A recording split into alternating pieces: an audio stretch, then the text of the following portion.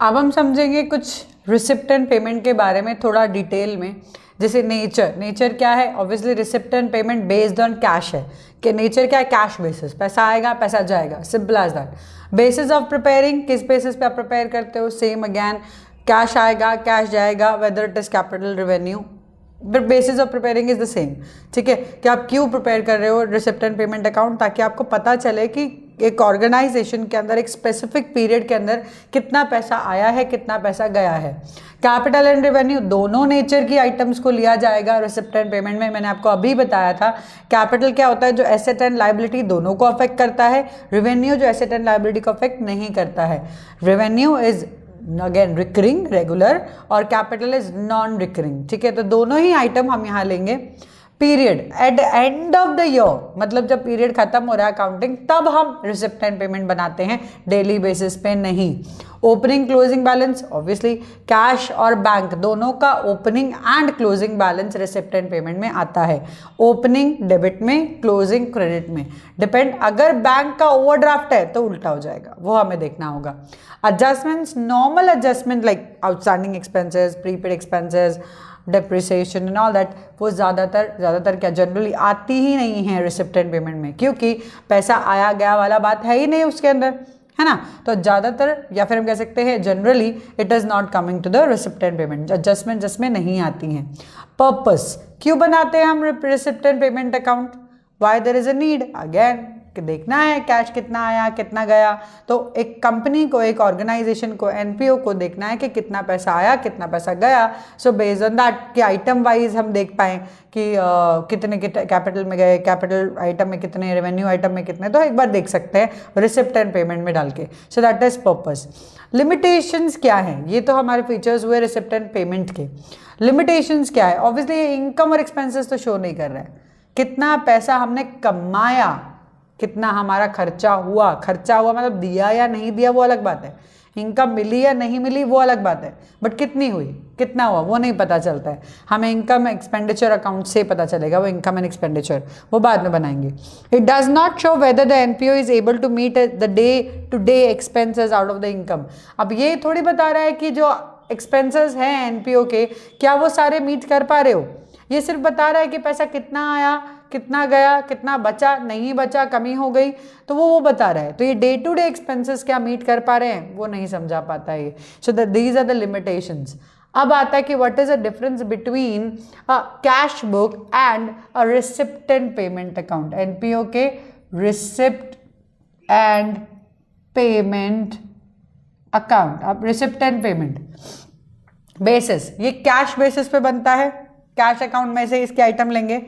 Cash book अपना वही cash book जो आप बनाते थे डेली बेसिस पे, जो कैश आ रहा है जा रहा है उस बेसिस पे।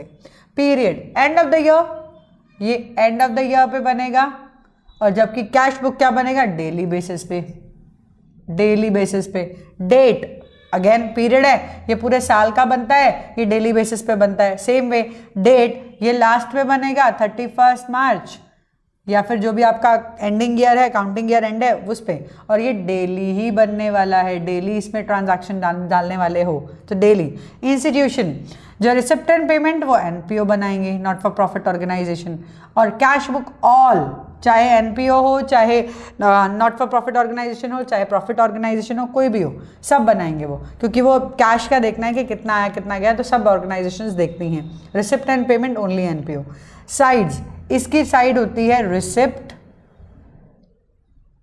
And payments,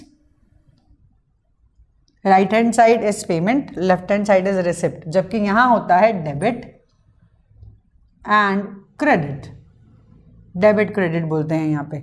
laser folio, receipt and payment account में नो लेजर फॉल्यू, क्योंकि हम इसको आगे लेजर्स में थोड़ी ट्रांसफर करने वाले हैं, जबकि कैश बुक के अंदर यस लेजर फॉल्यू आएगा, जिससे पेज नंबर हम कनेक्ट कर पाएँ, लेजर्स बना पाएँ। तो डिफरेंस क्या है receipt and payment and cash book का? पहला, ये कैश बुक के बेसिस पे बनता है, कैश ट्रांजैक्शंस के बेसिस पे बनता है, ये डेली बेसिस पे जो कैश आ रहा है जा रहा है वो। Period end of the year पे बनेगा, ये डेली बनेगा। Date end of the year की डेट होगी, कैश बुक में डेली की डेट, इसमें डेट का कॉलम नहीं होता है रिसिप्ट एंड पेमेंट में, कैश बुक में डेट का कॉलम होता है, तो इसलिए आपको ये ध्यान रखना है। Institution, receipt and payment NPO ही बनाता है, कैश बुक सारी ऑर्गेनाइजेशन बनाती है, वेदर इट इज एनपीओ और या प्रॉफिट मेकिंग ऑर्गेनाइजेशंस। साइड्स की बात करें, इसमें रिसिप्ट एंड पेमेंट की साइड है, वहां डेबिट एंड क्रेडिट की साइड है। लेजर फॉल्यू होता क्या है, बहुत बच्चों को नहीं पता है, ना जर्नल फॉल्यू पता है ना लेजर फॉल्यू पता है। बस पता है कि जब हम जर्नल बना रहे हैं तो एलएफ लिखना है, जब लेजर बना रहे हैं तो हमें जेएफ लिखना है ना। जेएफ एंड एलएफ दोनों कनेक्शन है, दोनों पेज नंबर है बेसिकली। आप जर्नल के अंदर लेजर का पेज नंबर लिखते हो ताकि कनेक्ट कर पाओ, ये एंट्री मैंने लेजर के इस पेज पे डाली है।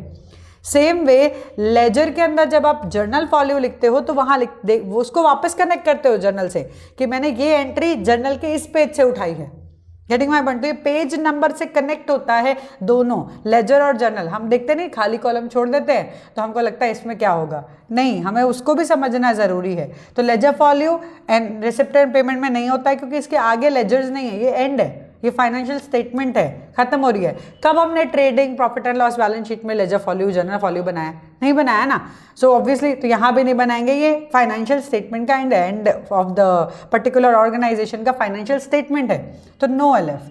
लेकिन अगर हम बात करते हैं कैश बुक की तो यस, यहाँ पे एलएफ बनेगा क्योंकि इससे आगे लेजर्स बनने वाले हैं, इससे आगे और अकाउंट्स बनने वाले हैं, बाद में बनेगा फाइनेंशियल स्टेटमेंट। तो यस, यहाँ पे कनेक्टिविटी चाहिए ताकि, क्योंकि आपको पता है ना cash book is the journal book, बोलते हैं ना कैश बुक को भी हम जर्नल बुक ही बोलते हैं, तो इसीलिए उसके अंदर लेजर फॉल्यू डालना पड़ेगा।